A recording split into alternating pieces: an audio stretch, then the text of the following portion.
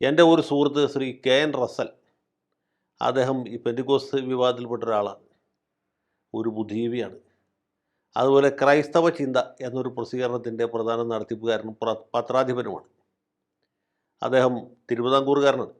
പാറശാലയോ നെയ്യാറ്റിൻകരയോ ഒക്കെയാണ് അദ്ദേഹത്തിൻ്റെ ജന്മസ്ഥലമെങ്കിലും പുള്ളി താമസിക്കുന്നത് അങ്കമാലിക്കടുത്ത് കാലടിയിലാണ്. എനിക്ക് വളരെ കാലമായിട്ട് പരിചയമുള്ളൊരു സുഹൃത്താണ്, ആശയവിനിമയമുള്ള ആളാണ് അദ്ദേഹത്തിൻ്റെ. ഇവിടെ ഇത് വ്യവസ്ഥാപിത സഭയല്ലാത്തതുകൊണ്ട് പല പല ഗ്രൂപ്പുകളാണ്. Church of God, Church of Christ, Indian Pentecost, Ceylon Pentecost, Brother Mission, ഇതെല്ലാം കൂടി ചേർത്ത് നമ്മൾ പൊതുവെ പറയുന്ന പേരാണ് പെന്തിക്കോസ്ത്. അപ്പോൾ ഈ വിഭാഗക്കാരെ സംബന്ധിച്ചിടത്തോളം അവർ തമ്മിൽ ഐക്യമില്ല. സഭയ്ക്കകത്ത് ചെറിയ ചെറിയ ഗ്രൂപ്പാണെങ്കിൽ അതിൻ്റെ അകത്തും അഭിപ്രായ വ്യത്യാസങ്ങളുണ്ട്. Unity of കമാൻഡില്ല, ഏകാഭിപ്രായക്കാരല്ല. അതിലുപരിയായിട്ട് ഇവർ സംഘടിത ശക്തിയോ സംഘടിത വോട്ട് ബാങ്കോ അല്ല. വോട്ട് ബാങ്കായിരുന്നെങ്കിൽ കാണാമായിരുന്നു. ഇവിടെ നിന്ന് മാർക്സിസ്റ്റുകാരും CPIക്കാരും കോൺഗ്രസ്സുകാരും BJPക്കാരും ലീഗുകാരും എല്ലാം കൂടി രാജസ്ഥാനിൽ ചെന്ന് പാസ്റ്ററെ മോചിപ്പിക്കാൻ വേണ്ടി ശ്രമിച്ചാൽ ഇവിടെ പറ്റിയിട്ടുള്ള ഇതാണ്. വോട്ട് ബാങ്കല്ല. കരയുന്ന കുഞ്ഞിനെ പാലുള്ളൊന്നും കേട്ടില്ലേ, മറിച്ചാണ് കരയാത്ത കുഞ്ഞിന് പാലില്ല എന്നുള്ളതാണ് സത്യം. അപ്പോൾ അതുകൊണ്ട് പെന്തിക്കോസ്തുകാരായ പാസ്റ്റർമാർക്ക് വേണ്ടി ശബ്ദം ഉയർത്താൻ, അവർക്ക് നീതി വാങ്ങിക്കൊടുക്കാൻ ഇവിടെ ആരുമില്ല. അവർക്ക് ആർക്കും ഒരു ഉത്തരവാദിത്വവും ഇല്ല. ഇത്രയുള്ള കാര്യം. ഈ കാര്യം KN റസലിന് അറിയാത്തണോ എന്ന് എനിക്കറിയില്ല. അത്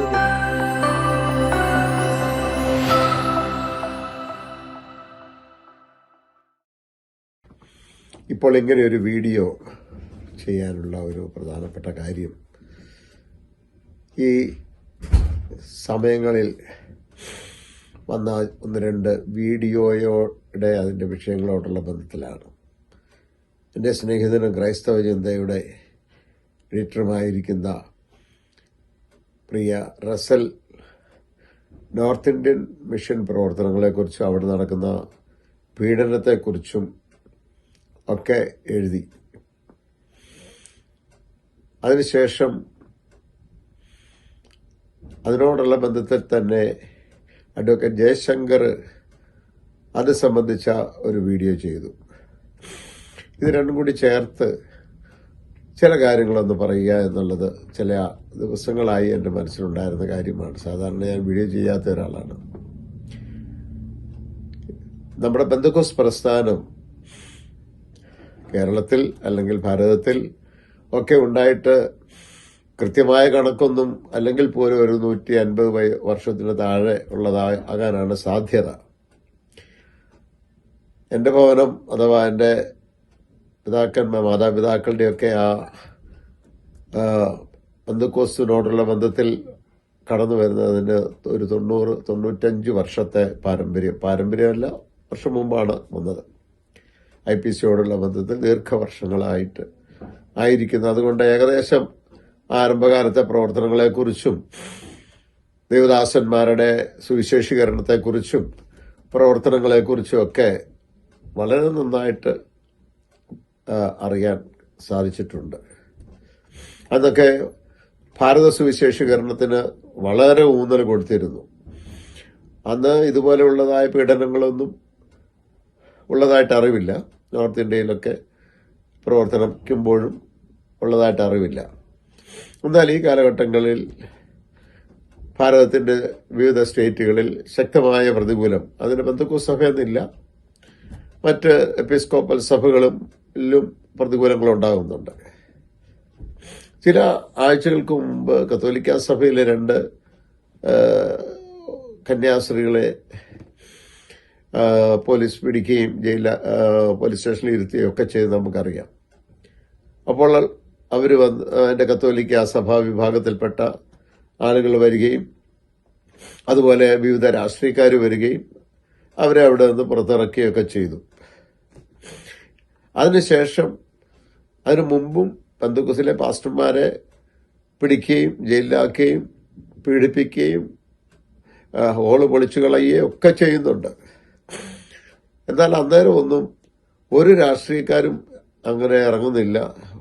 ഉണ്ടെങ്കിൽ തന്നെ അവിടെ ഇവിടെയും വലിയ ശബ്ദമില്ലാത്ത രീതിയിലുള്ള കാര്യങ്ങൾ മാത്രം. അതവിടെ നിൽക്കട്ടെ. രാഷ്ട്രീയക്കാർ ഇറങ്ങും, അഥവാ ഇനി ഇറങ്ങിയാൽ തന്നെ അവരുടെ രാഷ്ട്രീയത്തിന്റെ നിലനിൽപ്പിന് വേണ്ടിയാണ് ഇറങ്ങുന്നത്. ഇപ്പം കന്യാസ്ത്രീകളെ പോലും ആ, ഇറക്കിയത് 3 രാഷ്ട്രീയക്കാരും ഒരുപോലെ നിന്നു. കാരണം അത് അവരുടെ രാഷ്ട്രീയ നേട്ടത്തിന് വേണ്ടിയാണ്. നമ്മൾക്ക് പെന്തക്കോസ് പ്രസ്ഥാനം ഒന്നല്ലല്ലോ, ആയിരക്കണക്കിന് ചെറുതും വലുതുമായ പ്രസ്ഥാനങ്ങളുണ്ട്. പീഡനവും നടക്കുന്നുണ്ട്. രാഷ്ട്രീയക്കാർ വരാറില്ല. നമുക്ക് വോട്ടില്ലാഞ്ഞിട്ടല്ല, എന്നാൽ നമുക്ക് രാഷ്ട്രീയത്തോട് അത്ര ഇപ്പം കുറേശ്ശെ ഉണ്ടായിട്ടുണ്ടെങ്കിലും മുൻകാലങ്ങളിലില്ല. എന്നാൽ അതൊക്കെ അവിടെ നിൽക്കട്ടെ. ഈ പെന്തക്കോസ്ത് പ്രധാനപ്പെട്ട ഡിനോമിനേഷനിലുള്ള സഭകളിലെ ദൈവദാസന്മാരെ ഇങ്ങനെ പീഡനം നടത്തുമ്പോൾ ആ സഭയുടെ നേതൃത്വം എന്ത് ചെയ്തു എന്നുള്ളത് ഒരു ചോദ്യമായിട്ട് നിൽക്കുന്നുണ്ട്. ഒരു പ്രസ്ഥാനത്തിന്റെ പേര് ഞാൻ പറയുന്നില്ല. കേരളത്തിൽ ആരംഭിച്ചിരിക്കുന്ന, കേരളത്തിന് വെളിയിൽ സ്ഥാപിതമായ ഒക്കെ പ്രസ്ഥാനങ്ങളുണ്ട്. അതിൻ്റെയൊക്കെ ചെറിയ സഭകളും ഭാരതത്തിന്റെ എല്ലാ സ്റ്റേറ്റിലും ഉണ്ട്. അവിടെയൊക്കെ പീഡനം, കേരളം ഒഴികെ മറ്റിടത്തൊക്കെ പീഡനം നടക്കുന്നുണ്ട്, പ്രതികൂലമുണ്ട്. എന്നാൽ അവരെ ജയിലിലാക്കുകയോ അവരുടെ ഹോള് പൊളിച്ചു കളയുകയോ അവരെ പോലീസ് സ്റ്റേഷനിലാക്കുകയോ അവർ പ്രതികൂലങ്ങൾ നേരിടുകയോ ചെയ്യുമ്പോൾ അവരെ ഒന്ന് സഹായിക്കാൻ പെന്തക്കോസ്ത് പ്രസ്ഥാനത്തിന്റെ എത്ര നേതാക്കന്മാർ ഇറങ്ങി ഒരു വാക്ക് പറഞ്ഞു. രാഷ്ട്രീയക്കാര് ഇപ്പൊ ഇറങ്ങിയതുപോലെ പോലും ഇറങ്ങാനായിട്ട് സാധിച്ചിട്ടുണ്ടോ? നമുക്ക് പറയാനായിട്ട് എളുപ്പമുണ്ട്, സഭകളുടെ എണ്ണം പറയാൻ എളുപ്പമുണ്ട്. അഡ്വക്കേറ്റ് ജയശങ്കർ പറഞ്ഞ അതാണ്, പ്രസ്ഥാനങ്ങൾക്ക് ഐക്യതയില്ല. നമുക്കിവിടെ 10,000-കണക്കിന് സഭകളുണ്ടെങ്കിൽ ഒരു സഭയും അങ്ങോട്ടും ഇങ്ങോട്ടും ഒരു ഐക്യതയില്ല. ഇവിടെ പെന്തക്കോസ്റ്റിന്റെ ഐക്യവേദി എന്ന് പറയുന്ന പെന്തക്കോസ് ഐക്യവേദികളുണ്ട്, പെന്തക്കോസ്റ്റൽ കൗൺസിൽ ഓഫ് ഇന്ത്യ ഉണ്ട്, പെന്തക്കോസ്റ്റ് സിനഡുണ്ട്, പെന്തക്കോസ്റ്റ് ഫെലോഷിപ്പ് ഉണ്ട്, അതുപോലെ ക്രിസ്ത്യൻ ഫെലോഷിപ്പ് ഉണ്ട്. ഇങ്ങനെ പല പേരുകളിലുണ്ട്. ഇവരൊക്കെ ഈ വളരെ സുരക്ഷിതമായ കേരളത്തിൽ മാത്രം ഉള്ള പ്രവർത്തനവും ഇവിടെ മാത്രം പ്രസ്താവന ഇറക്കുകയും ചെയ്യുന്ന ഒരു കൂട്ടരാണ്. എന്നാൽ ഇവിടെയല്ല. അഖിലേന്ത്യാ അടിസ്ഥാനത്തിൽ ഇവർക്ക് നോർത്ത് ഇന്ത്യ എന്ന് പറയുമ്പോൾ നോർത്ത് ഇന്ത്യയിലുള്ള എല്ലാ സ്റ്റേറ്റിലും പ്രതിസന്ധി നേരിടുന്നവരെ സഹായിക്കാൻ ഇങ്ങനെയുള്ളവരെ കൊണ്ട് സാധിക്കുന്നുണ്ടോ? നമ്മൾ ഒരുമിച്ച് നിന്നെങ്കിൽ മാത്രമേ ഇതൊക്കെ സാധിക്കത്തുള്ളൂ. രാഷ്ട്രീയമൊന്നും ഇവിടെ എനിക്ക് പറയേണ്ട കാര്യമില്ല. രാഷ്ട്രീയക്കാര് സമയത്തിനനുസരിച്ച് വരും. അവർക്ക് ഇപ്പോൾ വോട്ടിങ്ങിന്റെ ഒരു ആവശ്യം വന്നാൽ, ഒരു ഇലക്ഷൻ വന്നാൽ കോൺഗ്രസും കമ്മ്യൂണിസ്റ്റും BJP എല്ലാം വരും. അവർക്ക് അത് ഇഷ്ടമനുസരിച്ച് നമുക്ക് വോട്ട് ചെയ്യാം. അത് നിങ്ങളുടെ ഓരോരുത്തരുടെയും മനസ്സിലിരിക്കുന്ന കാര്യമാണ്.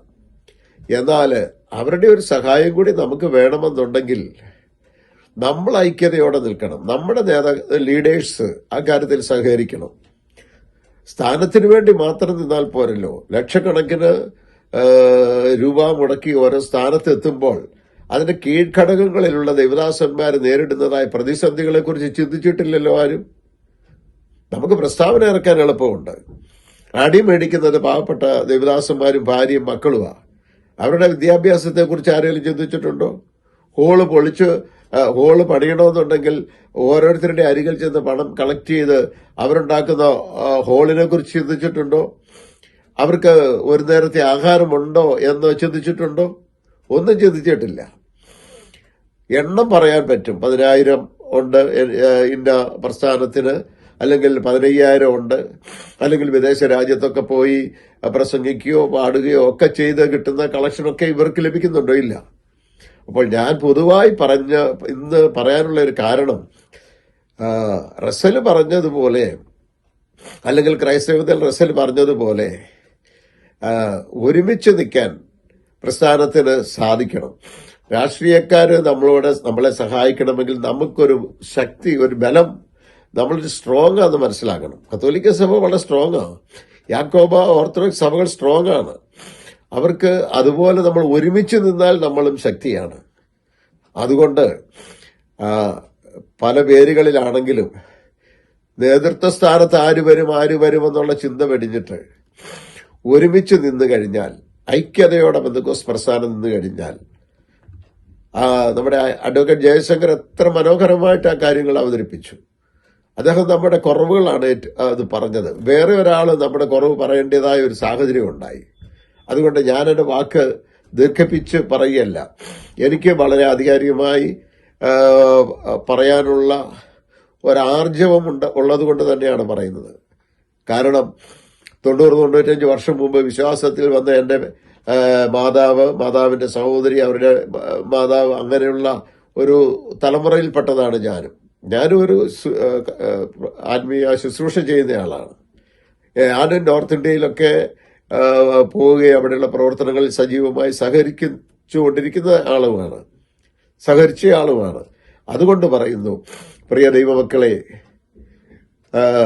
നമ്മൾക്ക് എല്ലാ ഡിനോമിനേഷനും ഇൻഡിപെൻഡൻ്റ് ഉണ്ട്, അല്ലാതെ മറ്റു പേരുകളിലുള്ളതുണ്ട്. എന്തുമായിക്കോട്ടെ, ഒരുമിച്ച് നിൽക്കാം.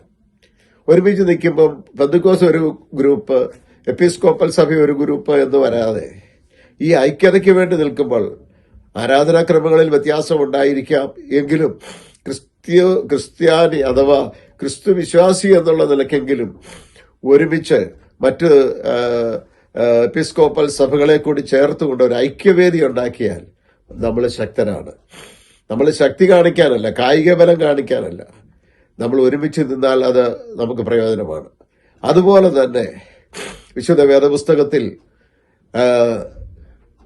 പ്രാർത്ഥനയ്ക്കും പ്രാധാന്യം കൊടുക്കുന്നുണ്ട്.